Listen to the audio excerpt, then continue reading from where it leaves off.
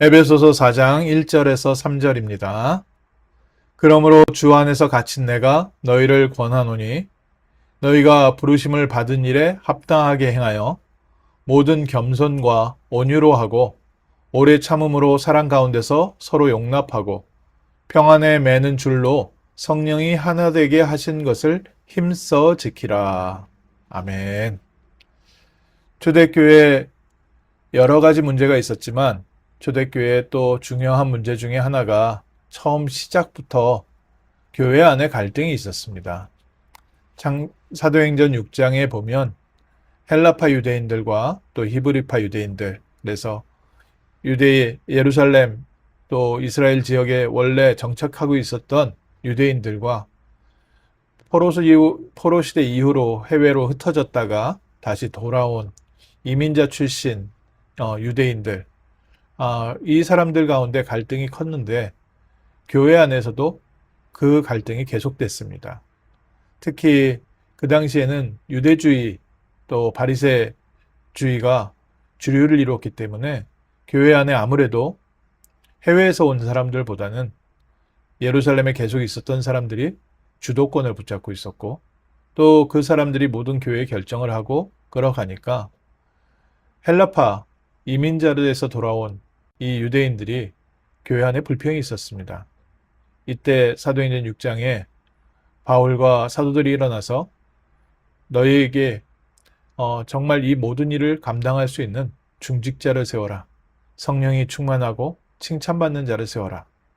그래서 세워진 일곱 집사가 세워진 이후에 하나님께서는 말씀이 더욱 흥황하게 해서 그 지역에 제사장들까지 회개하고 돌아오는 역사가 시작되었습니다.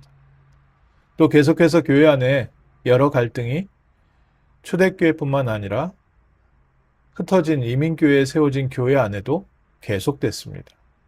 특별히 바울이 들어간 모든 현장에는 회당을 통해서 복음을 받은 유대인 성도들이 있었고 또 복음을 받고 돌아온 이방인 성도들이 있었습니다. 유대인 출신 그 교인들은 아무래도 구약 성경, 율법과 종교에 익숙했기 때문에 율법을 지키려는데 또 관습을 지키는데 많이 교회에 포인트를 뒀고 이방인에서 돌아온 사람들은 복음에 대한 부분은 확실했지만 세상 문화와 우상숭배 문화를 그대로 교회 안에 들고 들어왔습니다. 이런 여러 가지 복잡한 환경 가운데, 배경 가운데 교회 안에 갈등이 끊임없었습니다. 아담과 하와를 이간질시킨 사단은요, 이런 부분을 통해서 교회 안에 조용히 파고 들어와서 교회를 무너뜨리고 성도를 무너뜨리려고 했습니다. 교회 안에 지도자들끼리 서로 갈등하게 하고 또 사역자와 중직자, 담임 목사와 장로 계속해서 갈등하게 하고 권사님들끼리 또 여집사와 권사님들 사이에 나이의 차이에서 오는 문화 때문에 또 갈등하게 하고 남자와 여자 사이에 갈등하게 하고 계속해서 사단은 교회 안에 파고 들어와서 우리를 갈등하게 만듭니다. 창세기 3장에 나중시민 사람들이 많이 모여 있을수록 우리는 갈등할 수밖에 없는데 교회 안의 갈등이 꼭 그렇게 우리가 악하게 표현해서 창세기 3장의 죄 문제다라고 하지 않을지라도 사람에게는 내가 중요한 사람으로 쓰임받는다, 쓰임받지 못한다 이런 부분에 대한 섭섭함마저도 사단이 파고 들어와서 교회 안에 계속해서 분란을 일으켰습니다. 에베소 교회 같은 경우에도 항구 도시고 또 큰 대도시였기 때문에 교회 안에 여러 성도들이 있었고 유대인 출신들, 이방인 출신들 그런 많은 사람들 사이에 갈등들이 교회 안에 끊임없었습니다. 그런데 오늘 저희가 붙잡아야 될 중요한 언약은 뭡니까? 하나님께서 왜 우리를 교회로 부르셨는가? 우리를 부르심은 하나님이 교회를 통하여 우리를 축복하시고 하나님의 자녀답게 세우시고 세상에 그리스도의 빛을 비추게 하시려고 저희를 부르셨습니다. 교회 안의 갈등이 이것이 맞다 저것이 맞다 이 사람 말이 맞다 저 사람 말이 맞다가 아니라 사단은 그 갈등을 통해서 우리에게 중요한 것을 자꾸 놓치게 만들고 있습니다. 초대교회 당시에도 율법을 지켜야 된다, 안식일을 지켜야 된다, 또 할례를 행해야 된다, 아니다, 이것은 지나간 것이다. 지금도 교회 안에 11조를 해야 된다, 하지 말아야 된다, 구약시대의 제도다, 아니다, 남자와 여자 사이에 목사 안수를 세워야 하냐, 안 되냐, 그러면은 대표 기도는 강단에는 남자는 올라갈 수 있고 여자는 못 올라가냐, 이런저런 많은 갈등이 계속해서 교회 안에 이슈가 되고요. 그것이 풀어야 되는 문제이기도 하고 저희가 잘 화합해야 되는 문제이기도 하지만 중요한 것은 구원받은 하나님의 자녀의 신분과 권세, 하나님이 우리를 통해서 이루어 가시는 교회를 세우신 하나님의 계획을 잃어버리고 우리가 필요 없는 감정 싸움, 필요 없는 에너지를 쏟고 있다는 겁니다. 사람 간의 갈등, 식구들끼리도 관계가 그렇게 썩 좋지도 않은 가정들이 많이 있고요. 쌍둥이라고 해도 갈등이 서로 있습니다. 이 세상에 모든 사람들이요, 나랑 맞는 사람도 있고 잘 안 맞는 사람도 있지만 맞는 사람들끼리 있다고 해도 그 안에서도 서로 좀 다른 부분이 있고 또 이익관계가 서로 조금씩 다르면 아무리 나랑 잘 어울리는 사람이라도 반대편에 서서 서로 싸우게 돼 있습니다. 교회 안에 그게 그대로 들어와서 사단은 무엇을 못하게 하냐? 우리가 구원받은 하나님 자녀라는 복음을 못 누리게 하고 그 여러 다른 과정 가운데 다른 환경 속에 그리스도께서 우리와 함께 하시고 우리를 하나로 인도하시고 우리를 통해서 하나님께서는 세상에 그리스도의 빛을 비추고 계시는 전도와 선교의 축복을 놓치게 하고 있습니다. 그래서 오늘 저희가 다시 중요한 언약을 붙잡아야겠습니다. 사도행전 6장에 교회 안에 갈등이 심해져서 자꾸 먹는 거, 구제품 나누는 거 이거로 싸우고 있을 때 중직자가 세워지고 베드로와 사도들이 이렇게 얘기했습니다. 우리는 말씀 전하는 것과 기도하는 것에 전무할 것이다. 사역자들이 말씀 전하는데 전무할 수 있도록 하나님께서 오늘 너희에게 모든 겸손과 온유와 또 오래 참음과 서로 사랑함으로 서로 용납함으로 평안에 매는 줄로 성령이 하나게 하신 것을 힘써 지키라.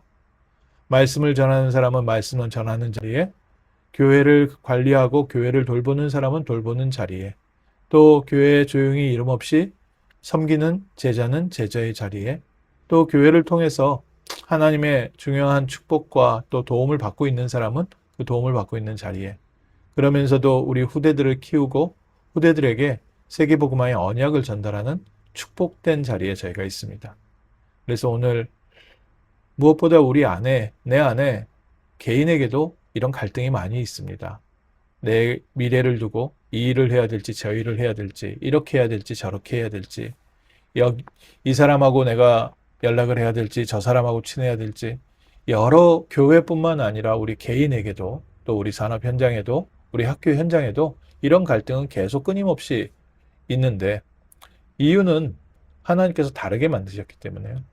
하나님이 이 세상에 그 누구도 똑같이 만드시지 않으셨습니다. 쌍둥이 DNA가 똑같다고 해도 똑같은 것 같은데 서로 각자는 다르거든요.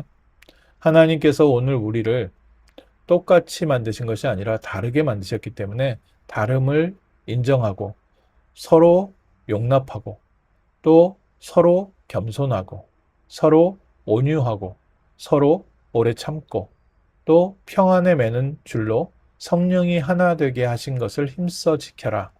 왜냐? 성령이 너에게 임하시면 너희가 권능을 받고 예루살렘과 온 유대와 사마리아와 땅끝까지 이르러 내 증인 될 것이다.